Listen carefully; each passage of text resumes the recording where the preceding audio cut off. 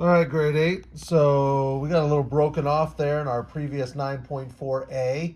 So I just did a little editing there, and now we're going to get into 9.4b. So two different short videos today, no big deal though. Repeating, write the decimal as a fraction or a mixed number. So these are all repeating decimals. Write the repeating decimal as a fraction or mixed number. Well, first of all, here there's only one number that repeats. So we can kind of just think of this as 0.8. So when there's one number that repeats, we're going to multiply it by 10 to the power of 1. Well, 10 to the power of 1 is just 10. So I know that 10 times x is going to equal 10 times 0.8 with it repeating. All right? Then what I do in this situation is here with this, okay, then I end up with, okay, 10x equals, and if I just go to my calculator and put in 10 times 0.8, so I come in here, 10 times 0.8, well, that equals 8. So I can see there that that equals 8, which is indeed what 10 times 0.8 is. But 10x will equal 8 with a line over it, okay?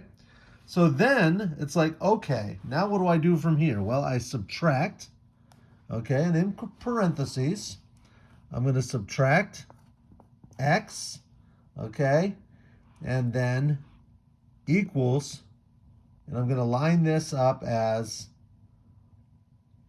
and I can just kind of make this 0.8, okay. X equals 8.8, all right, and then I'm going to say, okay, minus 0.8. Because what I want to do here is I want to get, so there's two, so I have the original equation of what x equals, okay? The idea being here when it started that x equaled 0.8, all right? So take this here, so I get 10x minus x is going to be 9x equals 8.8 minus 0.8, which equals 8, okay? And so then I end up with x equals 8 over 9, which is what continuous eights actually equal. All right, let's take a look at another one. Let's take a look at this one, 0.64. Well, first of all, I'm going to think of this as x equals 0.64 repeating. All right, there's two repeating decimals. So I'm going to do multiply this by 10 to the power of 2, or 100.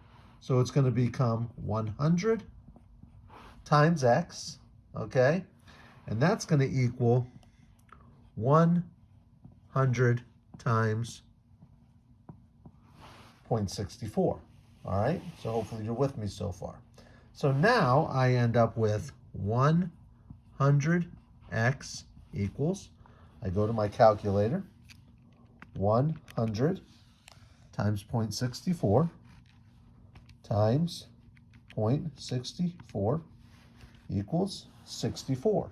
So I'm going to end up here with 100x, all right, equals, what I'm going to make do here is I'm going to say, okay, it's going to equal 64.64 with that continuing, with that 64 continuing. Then from here, what I'm going to do is I'm going to subtract the original equation, which means I'm going to subtract x equals 0.64, which is what my original equation was. When I subtract that, I can come over here. 100x minus x equals 99x. 64.64 minus 0.64, that would be 0, equals 64. And that tells me then that x equals 64 over 99. All right, we kind of get that idea. All right, 2.06 with the 6 repeating. Okay, so once again here, we're going to end up with x equals 2.06 with it repeating. Now, there's only one repeating decimal. So we're going to multiply it by 10 to the power of 1, which is 10, which means we're going to end up with 10x equals 10 times 2.06. All right, that's what's going to be happening here. Now, in this situation, all right, once again, so 10x times 10 times 2.06. All right, so we're going to plug that in. 10 times 2.06 equals, I get 20.6, but that 6 is going to keep on repeating. All right? That 6 is going to keep on repeating. So I end up with 10x equals, we have the 20.6 equals 20.6, but that kind of keeps on repeating. All right, kind of just keeps on repeating the 20.6. Now, I subtract the original equation. I can go ahead and get rid of that 6. I subtract the original equation. Okay, I can subtract the original equation, which the original equation would be, okay, minus x equals 2.06. 2.06. So we want to actually go ahead and have that 6 there so we can kind of make that work. Now, when I subtract that, of course, I'm going to have 0, 6, and I'm going to have 18. So I'm going to have 18.6. So I'm going to end up with 9x equaling 18.6. 9x equaling 18.6. Now I don't want to have, I want to avoid having a decimal in there. Okay, so I'm going to multiply everything by 10, and I'm going to say that 90x equals 186. Okay, and so then I know that x is going to equal 186 over 90. Okay, now when I simplify all that and divide it by 2, I know that's going to be 45. I know that's going to be 93. And so that tells me that x equals 45 over 93. Okay, if I divide those both by 2, I can see that 186 divided by 2 equals 93, and that 90 divided by 2 equals 45. So I get 93 over 45. I'm going to just come up here just to kind of show 93 over 45. Okay, I can see, well, I know that 45 times 2 is 90, so I end up with 2, and with 90, there'd be 3 left over, and 45, that's not in simplest form.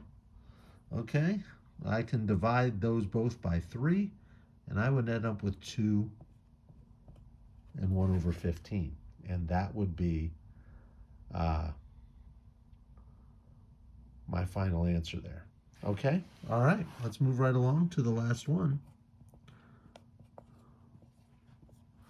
4.50, 2 repeating decimals.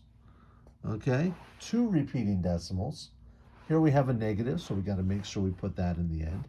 2 repeating decimals, so we're going to be multiplying by 100. Now, first of all, x is going to equal 4.50 with the 50 repeating. So we have 2 repeating decimals. So we're going to be 10 to the power of 2, which is 100. 100x equals 100 multiplied by 4.50 with a repeating decimal. All right, now I know that 100x equals, so I'm going to come over here, 100 times the 4.50 multiplied by 4.50 equals, I get 450. So 100x equals 450, but I'm going to want to make sure that I add along the 50, okay, to kind of show that that keeps on repeating.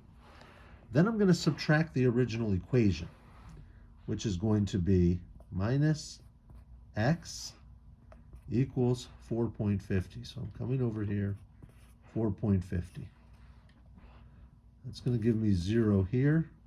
450 minus 4 equals 446. That tells me that 99x equals 446, which means that x equals 446 over 99. Well, if I want to see how many times 99 can go into 446, I'm just going to go 446 divided by 99. That equals, and that helps. That allows me to see that I got the right answer because my 4.505050 keeps repeating. Of course, it's going to be negative. Now that can go in 4 times. Okay, so I know it's going to be 4. So I just want to take my 99 times 4. See what I end up with. I get 396. If I take that away from 446, so 446 minus 396 equals 50.